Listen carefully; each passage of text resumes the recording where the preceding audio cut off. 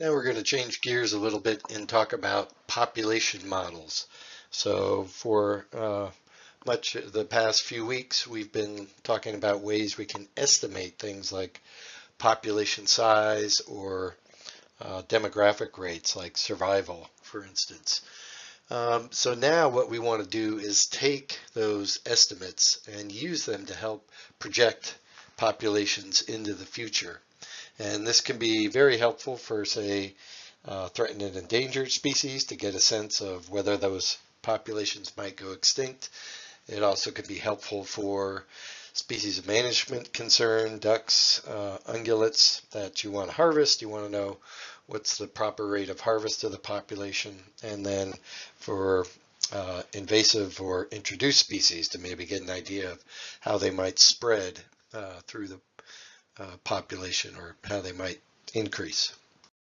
So as I mentioned, we can use the estimates of population size and vital rates to project population growth into the future and evaluate conservation and management actions. So we're going to start off with exponential and logistic growth models, and I'm going to move through this kind of quickly because I know you've been introduced to these models before. These are a class of what we call single age or stage population growth models. So we're assuming every individual in the population is exactly the same, that young animals reproduce at the same rate as old animals, and same thing with survival. We'll get into situations where we don't make that assumption later on when we talk about multiple age stage population projection. And following logistic model, we're going to briefly mention some of the classic harvest models that assume logistic population growth. So since we're talking about population models, we probably ought to start off by defining what we mean by a population. A biological population can be defined as a group of individuals of the same species that live together and reproduce. So you can see that's very broad. You can define it in a lot of different ways in terms of what group of individual animals you want to define as a population. And generally that's defined by an investigator, if it's a research project, agency, and so on. If they want to manage the elk in Arapahoe Roosevelt National Forest, then that might be your population. If you're interested in the bighorn sheep populations down in the desert ranges in New Mexico, each mountain range might be the population that you identify. A simple conceptualization of what's going on here is you have a number of individuals in your population at time nt. Maybe we have 3 J's. And then we have some processes. We have birth, death, immigration, and emigration. And the result of these processes then gives you the number of individuals that occur in the population at the next time step. So obviously we've had an increase here. And these are obviously known as BIDE models, and they really capture the 4 processes that determine population changes in population size. So mathematically, this comes down to taking, again, the number of individuals at time t, adding and subtracting births, deaths, immigration, and emigration, and that'll give you the number at t plus 1. Another way we can look at this is we move n sub t over to the left side. So now we just have our BIDE parameters on the right.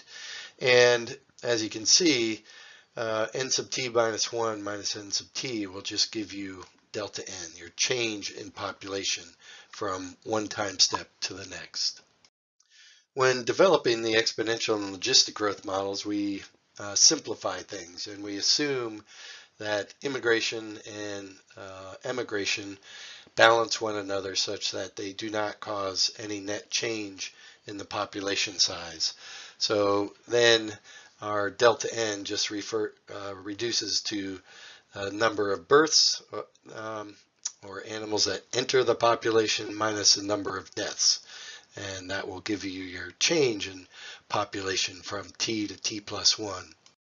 Another way to formulate the birth and death rates is to do it rather than total number of individuals entering a population from one time to the next, is to calculate the average number of births per individual in the population. Most times we can't count all of the new recruits that come into the population. We simply can't census them all. Same thing with the number of deaths. We usually can't enumerate every single death, so what we do is we estimate death rate or survival for a group of individuals in the population, and that would be a per capita death or survival rate. So we can just take our initial equation here, identify how birth and death, little b and little d, relate to big B and big D. Big B is just little b times n. Big D is just little d times n. We can rearrange things, pull out the n sub t, and then we define r as the difference between the birth rate, the individual birth rate, and the individual death rate, and then that brings us right to our exponential growth equation. Change in population size is equal to the size of the population times the intrinsic rate of increase, or little r. So just an example of how you see this kind of information often portrayed in the literature. Generally, when we estimate animals dying, we actually flip it around and say, let's look at survival, like we did for our nest survival.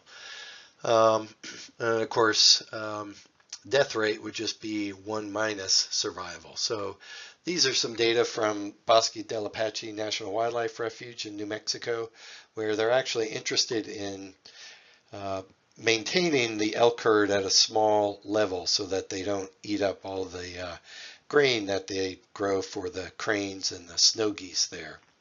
So they went out and estimated annual survival of the adults at 98%, very high survival. So the death rate would be 0.02. And generally the way you see birth rate portrayed is in ungulates is as recruitment. So for example, in this population, there are on average about 22 calves per 100 cows. And we're generally just interested in modeling the female part of the population because they're the one that really determine the rate of growth. So in this case, the number of female individuals recruited per female in the population would be 0.11. So you just divide 22 by 100, that gives you 0.22. Assume half of those are females, that gives you 0.11. And now you can take your birth and death rates and come up with your estimate of the rate of increase in this population. It would just be 0.11 minus 0.02. So that gives you an R of 0.09 or 9%.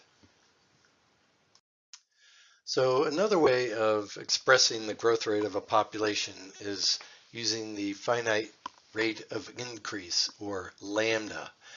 And this is directly related to little r. It's just a different way of expressing the growth of the population.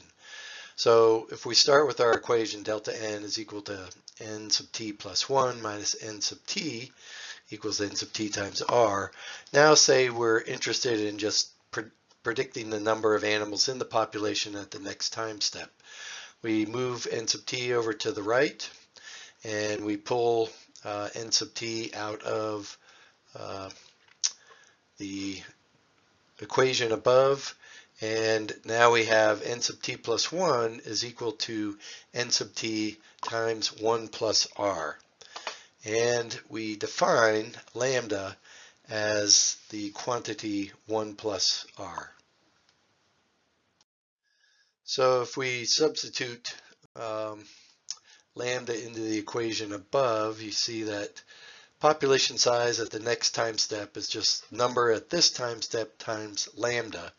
So to get a better feel of what lambda is it's simply the ratio of the number of individuals at the next time step divided by the number of individuals at this time step. So if we have 110 animals in the population at time t plus 1, and we had 100 at time t, then 110 divided by 100 is just 1.1. So that would indicate that the population is growing at about 10% per year. So just going over how these two expressions of growth relate to one another. If little r is greater than 0 and lambda is greater than 1, the population is increasing. If little r is equal to 0 or lambda is equal to 1, the population is constant. So if you think about it, if you have 100 individuals in the population, you multiply it times 1, you'll have 100 the next time step. And then similarly, if r is less than 1 or lambda r is less than 0 or lambda is less than 1, then the population is decreasing. Why is it important to estimate these quantities, little r or lambda? Well, because then we can start with an estimate of population size at any time and project the population forward to any time into the future. And so if we know how many we have in the population at this point, n sub 0, and we know what our growth rate is, and we know the number of years into the future that we want to project the population, then we can estimate the population size at 5, 10, 15 years into the future. So now you just substitute your growth rate for your population in for R, and the number of years that you want to project into the future is T in the equation, and let her rip. Just project out, in this case 20 years. We see we start with about 250 animals, and we've got maybe 750 by the end of 20 years, so growing pretty rapidly. And then you see a decline in the population if you have a negative little r. And you can put whatever value you want in for t. In this case, we said, well, let's project 100 years into the future. And now we see we've got, like 85,000 individuals. And this is where the exponential growth equation gets kind of absurd, right? That if you have a small population, you wouldn't expect it to just keep growing exponentially year after year. There's going to be some limitation. And of course, that will bring us to the logistic growth equation that we'll get to next. And I just thought, since there's a lot of discussion these days about the coronavirus, you can use the exponential growth equation to project the growth in infection rate of all kinds of pathogens. And here I just fit the actual data for the number of coronavirus cases in the United States from March 5th until March 21st, 2020. And what you find when you fit that is your growth rate is about 0.31 in this case. And so that's a really rapid growth rate. Remember that last example was 0.06. For the elk in Bosque del Apache, it was 0.09. And that's a per year basis, okay? This is a 30% increase per day. That's why the epidemiologists are so worried about what could happen here. If that growth rate continues for a few weeks, pretty soon you will have literally millions of people in the United States infected with coronavirus. That's why we're staying at home. That's why we're practicing social distancing, because we want to bend this curve down. If we let it just take off, we're going to be in a lot of trouble. So, assumptions of the exponential growth model: no immigration or emigration, constant birth and death rates. That's something we're going to address when we look at the logistic equation.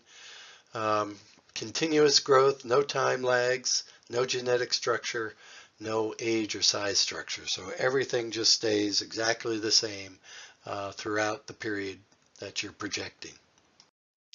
When we go and look at populations out in the real world, one thing we notice right away is that they don't grow constantly from year to year. We see variation in population sizes, which we know are due to environmental or demographic effects. So there's two ways that the growth rate of a population can deviate from this constant ideal. One is what's known as environmental stochasticity, where a variation in birth or death rates across time causes variation in R. So in Colorado, deer populations, when there's heavy snows, often death rates increase, and so populations will decline. Um, uh, Rainfall patterns can have big effects on populations in dry environments and so on. So that kind of year-to-year environmental variation we refer to as environmental stochasticity. But there's another kind of stochasticity that can also occur. It's what we refer to as penny flip variation, where you may have some constant birth and death rate in your population, but just by chance, maybe instead of 10 individuals dying in the population this year, you have a few that are hit by cars, and so 12 die. Same thing with birth rates. A certain female may not get impregnated or whatever.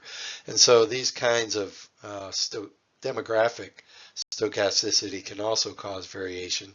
Generally, it's only going to really be kicking in at very small population sizes. So one thing that we can do to try to simulate this kind of demographic and environmental variation is just to incorporate variation in lambda in this case from one time step to the next. So we have a mean lambda of 1, so we expect that that population would just stay constant at 10 from there on into the future. But now we're saying instead of lambda being exactly 1 each time step, let's let it vary by applying a standard deviation of 0.2. So that means instead of 1, it can jump up to 1.3 in 1 year, maybe drop to 0.7 or 0.6 even. And so that's going to cause the population trajectory to be very stochastic. And this is basically what we've done here is we started with population size of 10, average lambda of 1, and on each one of these different colored lines, we are just randomly choosing values of lambda at each time step to see how that affects the overall persistence. And you can see that there are some populations that actually go extinct, right? That you get a number of low values of lambda, and any of these populations that hit 0, obviously once you hit 0, you can't come back, and so those populations are extinct. So this is one way that population modelers look at the probability of extinction of populations over time. As I said, demographic stochasticity really generally only kicks in at fairly small population sizes, and this is the result of the greatest project that was never published, according to Jim Nichols, a great ecologist. And basically what they did is they took a bunch of play pools, plastic pools, and put some dirt and vegetation in them, and then they introduced 4 paramyscus into each one of them. And there's maybe 40 or 50 of them. And then they just, oh, there are 25 kiddie pools. And then they just followed them over time. And you can see, you'd expect, if everything were exactly deterministic, that everyone would just follow the same line. But, just the demographic stochasticity leads to different outcomes for each one of those populations. That would be an example of demographic stochasticity. So to review the assumptions of the exponential growth model, the one that we really focused on, we know that really is not true, is that birth and death rates remain constant. We know that as populations increase, generally resources become more limited, so birth rates might decline, and the same kind of thing might happen with death rates. And basically, that's where the logistic growth equation comes in, where we allow birth and death to change as population size changes.